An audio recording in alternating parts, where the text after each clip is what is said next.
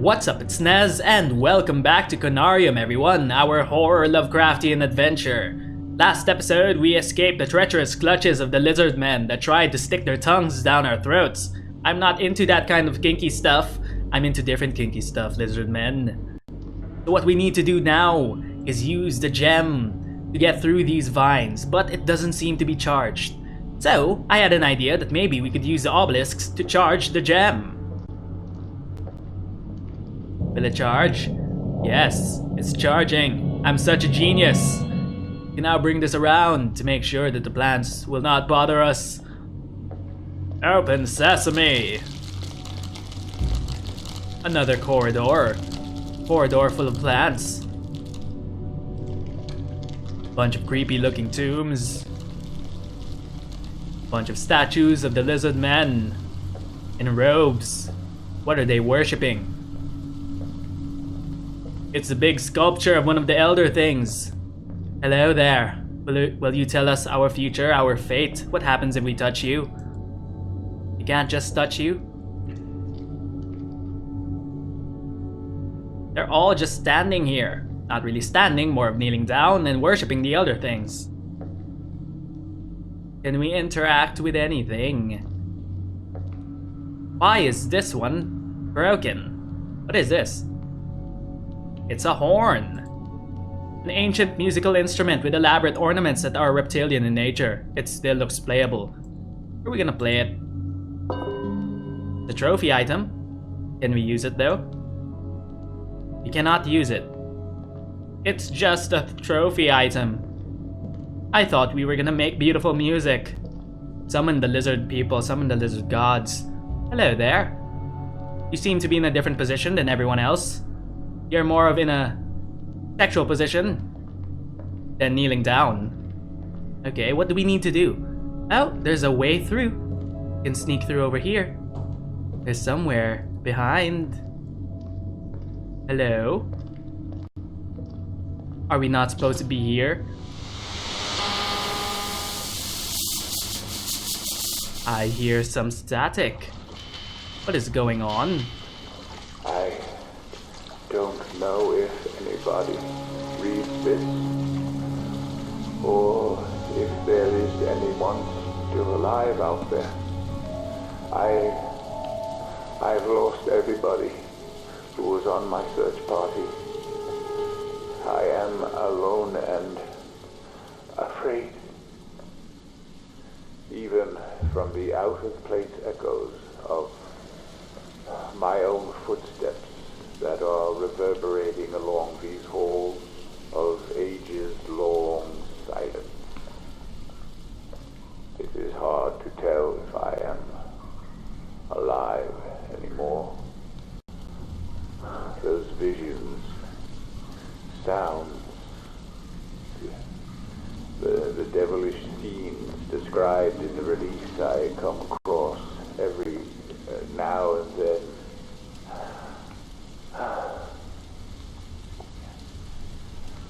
We were not meant to be here. Dr. Faust? Dr. Faust! Dr. Faust, are you there? Answer me, please! Seems like Dr. Faust is the only one left alive.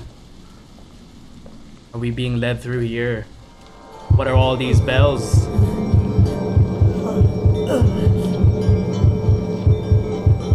Are you gonna stand up and kill us too? Why is there blood? I hear some echoing. There's something behind us. Why are you praying to me? Oh, you're alive. Are you visions of the past?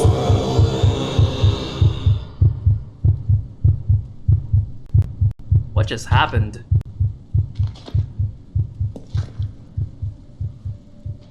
Well, okay then. What is this?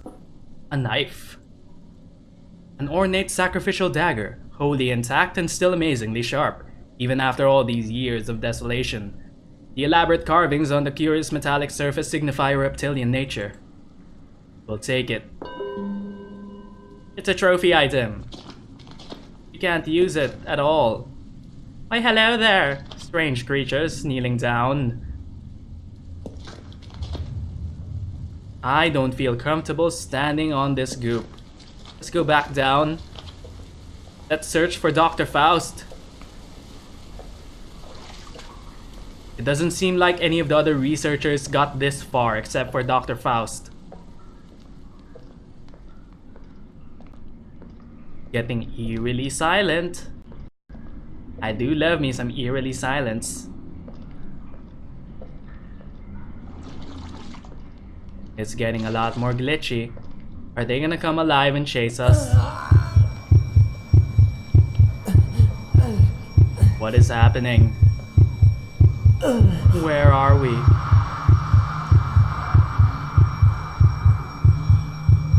Are we headed back to the mansion that we saw in our dreams? What is that? Why is there a door here? Wasn't this in the first vision that we had at the start of the game? This was Dr. Faust. No more can we harbor ourselves on the safest shores, for there are things that cannot be undone. Dr. Faust. Hello, Dr. Faust.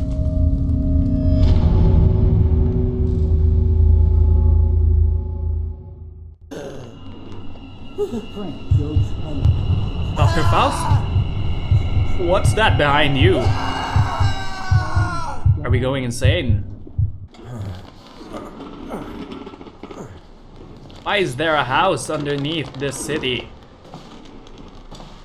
We're back in the house that we saw in our dreams. Was that a sheer delusion? Demons of the Past. Dr. Faust's Entry Journal 1. Having heightened my knowledge of the arcane arts, I find myself contemplating the subject of universals, whether definitions exist in the nature of things or in mere conceptions, illusory and perhaps a sheer product of human language. Our means of receiving impressions are absurdly few and our notions of surrounding objects infinitely narrow. We see things only as we are constructed to see them, and can gain no idea of their absolute nature. So what lies beyond the woven limits of the flesh we've been trapped in, and is it really possible to pass beyond it at least once? What do we know of the world and the universe around us? For the last 10 years of my rough life, I've lived with the undulating echoes of those scorching questions that have rendered me a ghost among the flocks. But yesternight, I finally got some answers. During the last session, Frank and I managed to get the printer to work, and even though the results are blurry, we have the first empirical proof of what we saw out there. What did we see, Dr. Faust? What did we see? You can take the flashlight. Nothing over there. We have nothing in our inventory anymore. Dr. Faust? We need to be cautious, not to let anyone else see this grand collection. It could be extremely dangerous for both of us.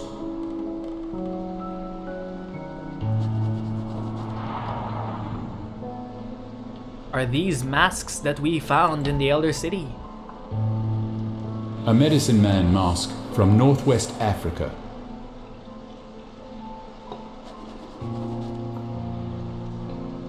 A sacrifice ritual mask from Middle Africa. There are none over here. A stuffed subadult Nile crocodile, one of the oldest creatures still living on the face of the earth.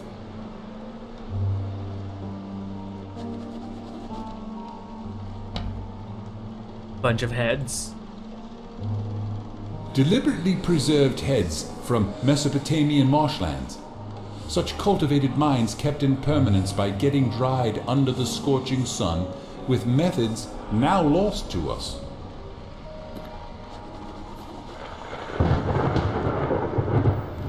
Well.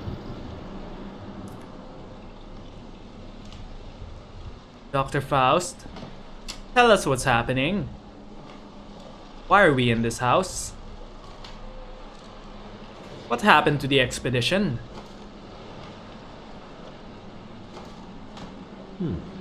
Looks like a preparation for a long trip. Can we go out the door?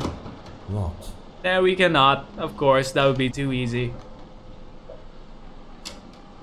Can open that door. This relic is from Madagascar. I have two versions, but this one is extremely rare. It is called Hanalbi. Nobody knows exactly what it means, but from its symbolic depiction of a dark sphere inside a light one, it is thought that it could mean the underworld.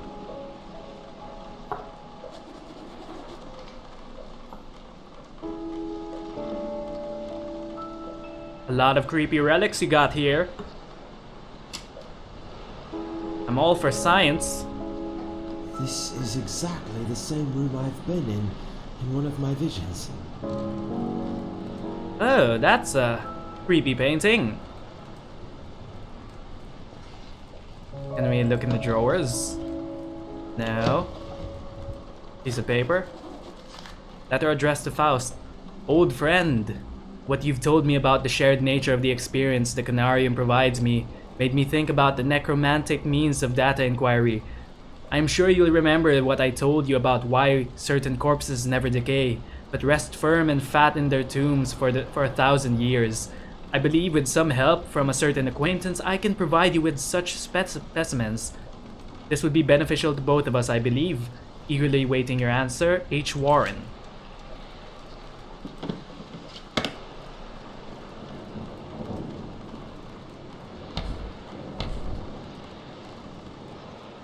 Nothing here we could look at.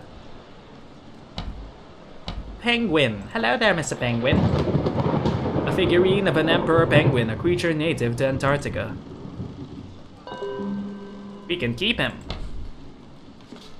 Bongo drums. According to legend, this very djembe belonged to a learned drummer from Senegal who can speak with the dead by rhythmically beating it.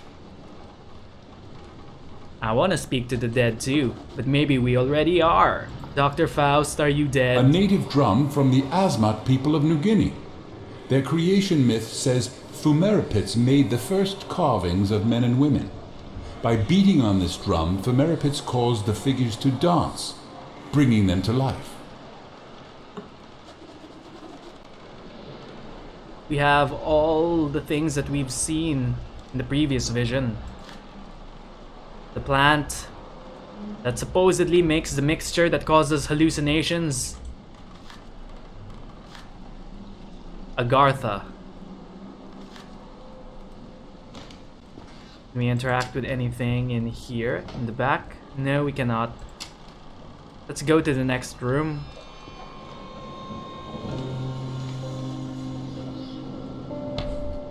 Number 6.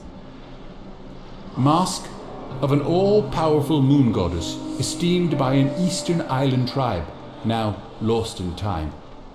It is from the private collection of... Okay, enough of that. Tell us what's happening here, Faust. What is this? What happens if we put that there? I need a phonograph cylinder. I don't have a phonograph cylinder anymore. So many different kinds of masks. What do they all mean? Bunch of bottles. The lighthouse devices. Electrical discharge heads, electric sound transmitters. Secondary component of the glove. That must be the Conarium. Do we have to place anything here? Curious, sir, and curious, sir. Locked.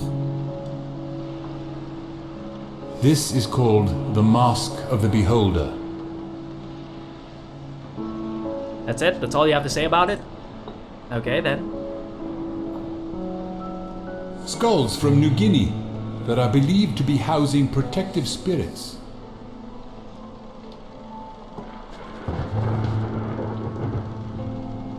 What do any of these have to do with the thing over here? We might have to do something with you. Look at what these are. Woodland Lizard Spirit Mask.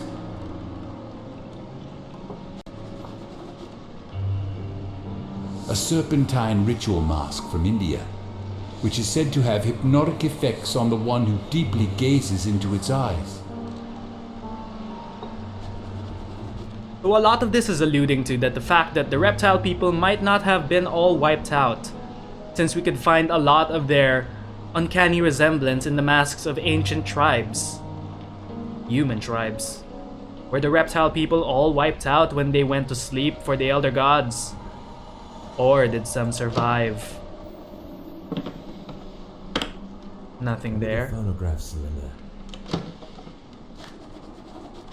Written to Dr. Faust. Dear E.W. Ross, how can we comprehend exactly how much time has passed since the erection of the earliest ziggurats of Sumeria? What can we know about the time-worn Sphinx still standing in the Giza Plateau? They only justified the sheer ignorance of mankind by forcefully making us admit our instantaneous vibrations in the vast cosmos are an illusion. Today I want to inform you about something that is equally as interesting as these edifices. That's something I presume you will have a hard time believing. I have finally acquired some information regarding the fabled cities of Rub al-Khali, which are said to have been built in the undreamt age of certain wonders and rumored to have been intentionally submerged beneath the eternally shifting sands thousands of years ago. There is even more to the story.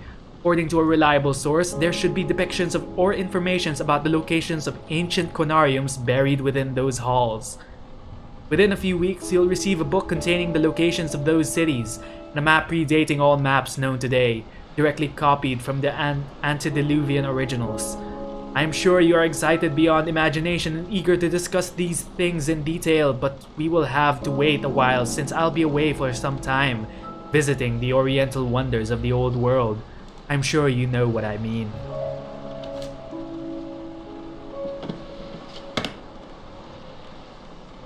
Is there anything we can interact with? Help us with the device in the middle of the room. More journal entries.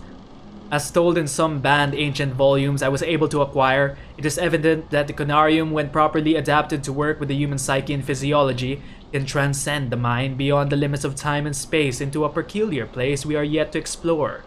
If not for our own experiences corresponding exactly with the depictions provided in the Necronomicon and some other books of forgotten lore, I would easily declare myself a madman. Conclusively, I have solid evidence printed out for me to justify the objectivity of my position. That dimension is completely devoid of light other than small glowing and morphing geometrical shapes appearing and disappearing momentarily around us. Was that where we were when we went into the abyss? It also feels extremely cold, but I do believe these are just null sensations that our physical bodies attain from what is otherwise impossible to acquire without the Conarium.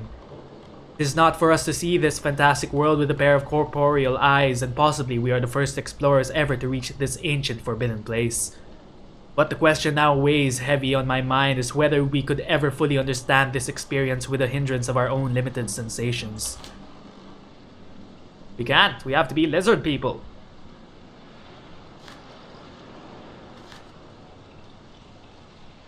What do we need to put on you? Let's keep looking around. There might be something in Faust's room. What? What's happening? It sounded like the floor is hollow back there. Hello? Is there something under this rug?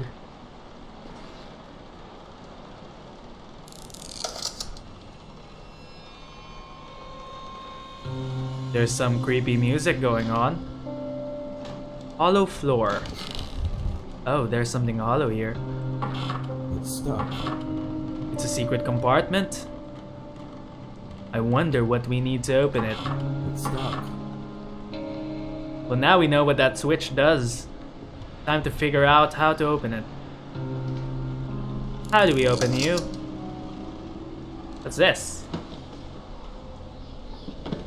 Wait, I didn't want to close it. Let me open it again. Looks like something's missing here. What do we need? Let's look around in the other rooms. Maybe we'd find it in Dr. Faust's room. Nothing over here, nothing over there. Bunch of papers, the drums. Is there something hidden in between these books? Why are we allowed to open these bookcases if there's nothing inside them? We'll see sooner or later. Fireplace. The creepy painting. This pot. Nothing in that pot. We're only allowed to pick it up and look at it.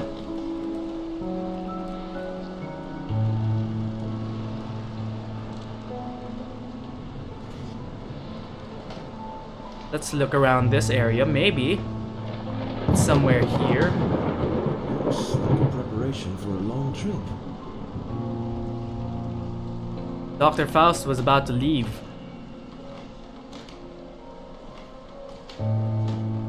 This probably happened before we went on the expedition. We already looked at these things. We're back in this room. Not really sure what we can find here that's worth. This mirror. It's so dusty we can't see our own reflection. Can't even escape. So what we need is probably downstairs.